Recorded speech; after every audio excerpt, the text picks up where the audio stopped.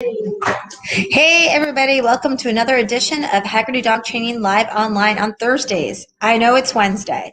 In the last couple of weeks, we've been doing our Thursday live on Wednesdays, just due to scheduling conflicts, etc. Plus, we've been so busy doing our lives on like Instagram, and I did a Clubhouse live the other day. We are going to set up something more concrete, so we have to look at the schedule. So you're going to be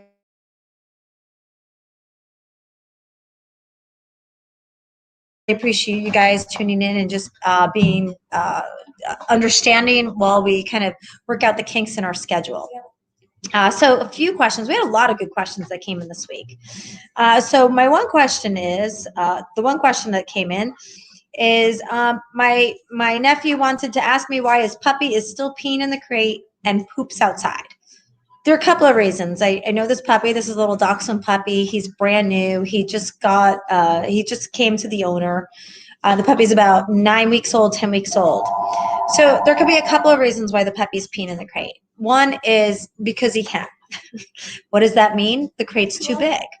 The other thing is if you have bedding inside of the crate, a lot of times dogs will pee on the bedding. One thing you want to do when you're house training a dog is log what they do and when they do it and how often they do it and where they're doing it. After about 3 to 5 days, you're going to see a pattern. Gee, like every day at noon he pees, but I take him out at 11:30 and he doesn't do anything. Well, then you know he has to go at 12. Take him out at 12. Forget that 11:30 walk. You know, again, if you track and log when they go to the bathroom 3 to 5 days, you're going to see a pattern. The other thing you're going to see is, for example, this puppy, I don't know how often he's peeing, but if your puppy is peeing more than every 2 hours, they very well could have a urinary tract infection. So you want to get that urine and you want to bring him to the vet and rule out a urinary tract infection. It's not uncommon for puppies to get UTIs. But again, if your puppy is urinating more frequently than every 2 hours, even at 10 weeks of age, they should be able to hold it a good 3 hours, depending, of course, how much water they're drinking, etc., what kind of food they're on. So exactly how often they're peeing. So the dog is pooping outside apparently, which is good because I spoke to this gentleman when he got the dog on Saturday over the weekend, and the dog hadn't gone to the bathroom yet. So my question to you is, how often is he peeing inside the crate? Is your crate too big? Do you have bedding inside that crate? And are you not taking him out often enough to pee outside? Okay, so he's pooped outside 4 times, he's peeing in the crate. So he knows to poop outside. Let's figure out exactly why he's still peeing in the crate. Again, I'm going to just kind of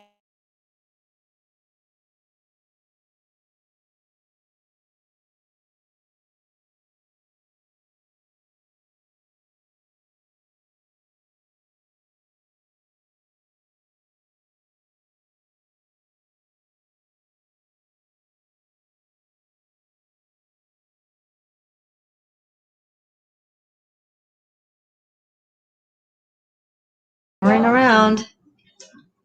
Okay. All right, good. We're back. I'm sorry. We seem to be having some trouble with our Wi-Fi today. I'm not really sure why. Good old Optimum, I guess. All right. So that was the puppy peeing in the crate question. Now, I have a few more questions from a lady who's down in Princeton. She has a new puppy. She wants to know how much socialization is too much socialization. That's an excellent question, and there's not a cut and dry answer for that. You definitely want to get your puppy out as much as possible. Don't drive yourself crazy, though. I mean, getting them out so they're around sights and sounds, around dogs and kids and people, that's important. It's been difficult for people to socialize their puppies due to the pandemic, but you don't necessarily have to bring them to a play group. If you bring them outside, a shopping center where they're going to hear trucks and they're going to hear people and carriages, those are the most important parts. You really want them to get used to hearing the sights and sounds of the real world, seeing things and hearing things. You don't want them just in your quiet backyard.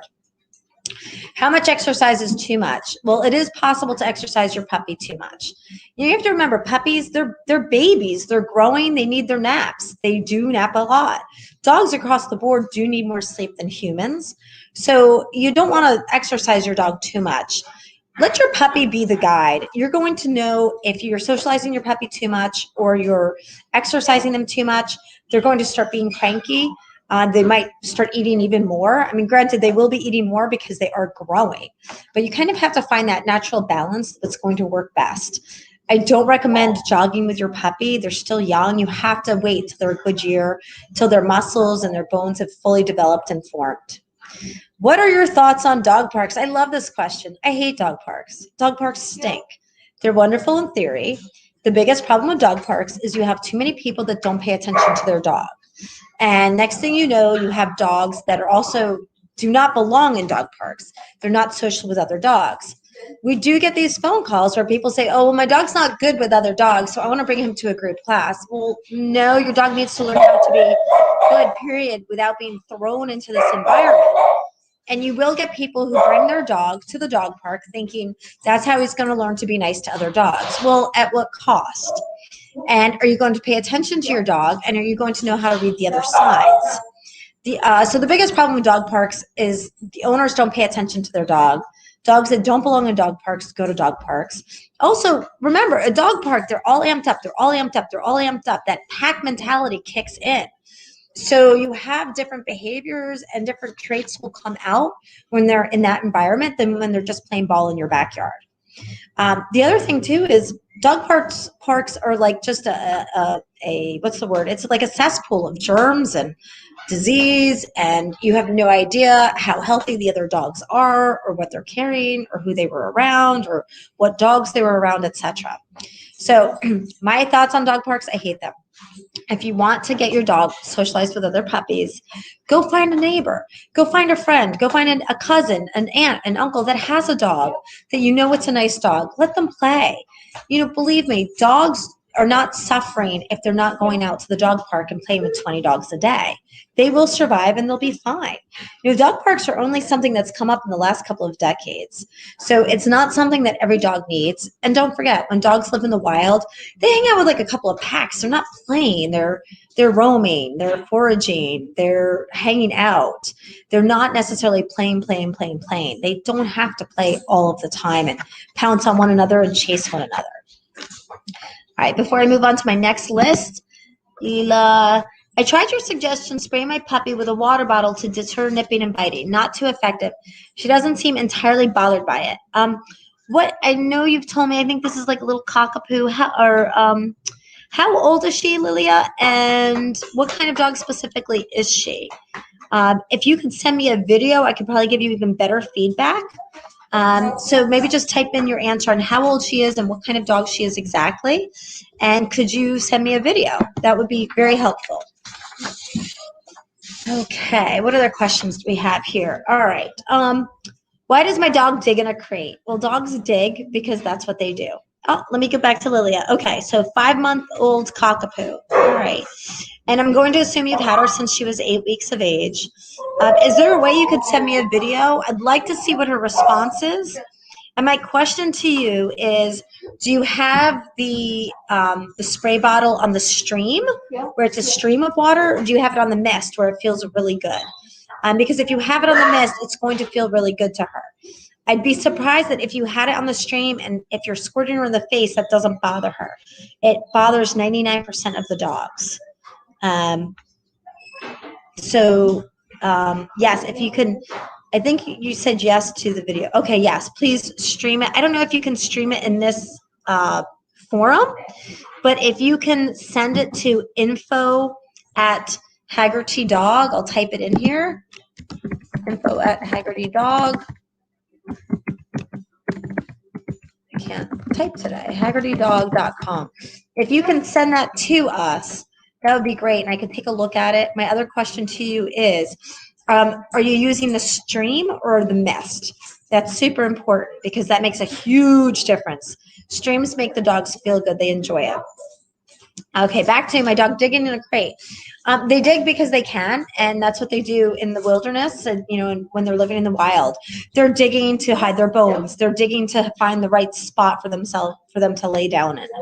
That is just in their DNA, and that is their behavior creeping up, and that's what they do in their crates. You'll find that they dig in the yard. They'll dig because they want to find cool ground. They're warm, so they want to cool off.